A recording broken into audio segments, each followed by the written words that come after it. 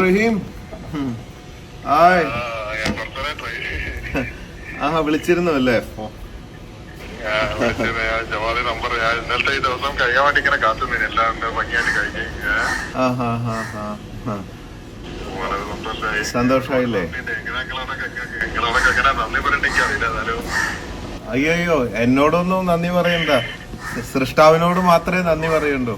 കാരണം എന്താ വെച്ചാല് നിങ്ങളുടെ സമയമായിട്ടില്ല. ഇത് ഓരോരുത്തര് ജനിക്കുമ്പോ കുട്ടിയാണാണോ പെണ്ണാണോ മരണം എപ്പോൾ എന്നൊക്കെ എഴുതി വെച്ചിട്ടുണ്ട്. ആ വര മാറ്റാൻ ആർക്കും അധികാരമില്ല. നിങ്ങളുടെ സമയമായിട്ടില്ല. അതുകൊണ്ട് നമ്മളതിനൊരു കാരണമായിരുന്നു മാത്രമേ ഉള്ളൂ. സമയമൊക്കെ തെളിഞ്ഞ് ഒരുപാട് സന്തോഷം. എല്ലാവർക്കും നിങ്ങളുടെ കുടുംബത്തിന് എല്ലാവർക്കും പ്രാർത്ഥിക്കുക. എന്നെ കൊണ്ട് അതേ സാധിക്കും. വാക്യം നേരിട്ട് കാണാം. ഓ സന്തോഷമായിട്ടിരിക്കുക. എന്തായാലും ആ സന്തോഷം കണ്ടാൽ മതി. എന്തായാലും നിങ്ങൾ വിളിച്ചല്ലോ. ഒരുപാട് സന്തോഷം. അതെ, ഒരുപാട് സന്തോഷം. സൃഷ്ടാവിനോട് നന്ദി പറയും. തീർച്ചയായിട്ടും ഈ കോടതിന്റെ തീരുമാനം അറിയാൻ വേണ്ടി ഇങ്ങനെ നിന്നായിരുന്നു. ഏതായാലും ഇന്നലെ കോടതി പോയി എല്ലാം ഭംഗിയായി. ഇവരെല്ലാരും ഉണ്ടായിരുന്നു, അവിടെ വക്കീലന്മാരുണ്ടായിരുന്നു. അറിയുന്നുണ്ട്. ഒരുപാട് സന്തോഷമായി. ഞാൻ അറിയുന്നുണ്ട് ഓരോ സ്റ്റേജുകളും.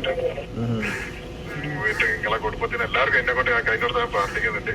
ഒന്നും കുഴപ്പമില്ല.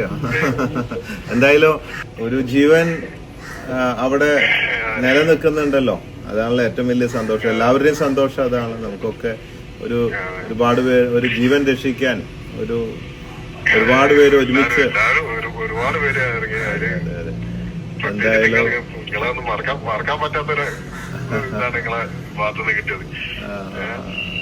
ഒരുപാട് താങ്ക്സ് ഉണ്ട്. അത് നമ്മുടെ ഉത്തരവാദിത്തങ്ങളിൽ പെട്ട പല കാര്യങ്ങളല്ലേ അതൊക്കെ. നമുക്ക് അങ്ങോട്ടും ഇങ്ങോട്ടൊക്കെ ഓരോ ആവശ്യങ്ങൾ വരുമ്പോ പറ്റാവുന്ന സഹായങ്ങൾ ചെയ്യുക എന്നുള്ളതൊക്കെ എൻ്റെ ഒരു ഭാഗമല്ലേ. കുഴപ്പമില്ല. എന്തായാലും സന്തോഷമായി. എനിക്ക് ഒരു ടെൻഷൻ ഉണ്ടായിരുന്നത് ഈ 34 കോടി പിരിച്ചു കഴിഞ്ഞിട്ടും വീണ്ടും ഒരു അനിശ്ചിതത്വം, ഒരു വ്യക്തത വരാതെ വന്നപ്പോ ഒരു ടെൻഷനായത്. ഇനി ഇറങ്ങി ഇപ്പൊ സന്തോഷമായി. ഗൾഫിലെ കാര്യമല്ലേ, അതുകൊണ്ട് നമുക്ക് എന്താ പറയാ ആയാലായി എന്ന് പറയാനേ പറ്റുള്ളൂ.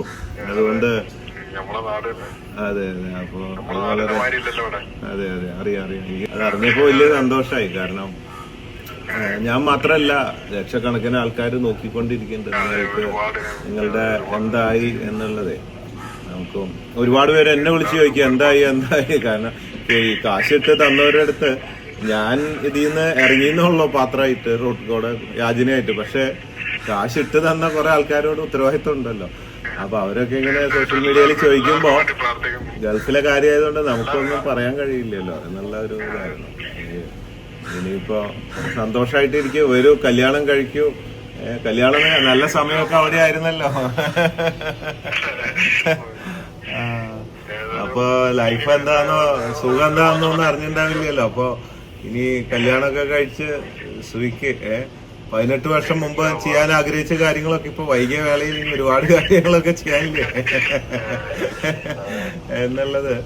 അതുകൊണ്ട് അതിനുള്ള സമയങ്ങളൊക്കെ ഇനി ഒരു കച്ചവടമൊക്കെ നമ്മൾ റെഡിയാക്കി വെച്ചിരിക്കുന്നുണ്ട്. ചായപ്പൊടിയുടെ ഒരു ഫ്രാഞ്ചൈസി ബോച്ചെ പാർട്ട്ണറാക്കാനുള്ള പരിപാടിയാണ്. നിങ്ങൾ ഇവിടെ വന്നിട്ട് ഇനി ഇവിടെ വന്നിട്ട് ഓട്ടോറിക്ഷ ഓടിക്കാനും കഷ്ടപ്പെടാനും ഒന്നും നിൽക്കണ്ടല്ലോ. അപ്പോൾ അതിനുള്ളൊരു പരിപാടിയും കൂടെ നമ്മൾ ഇതാക്കിയിട്ടുണ്ട്.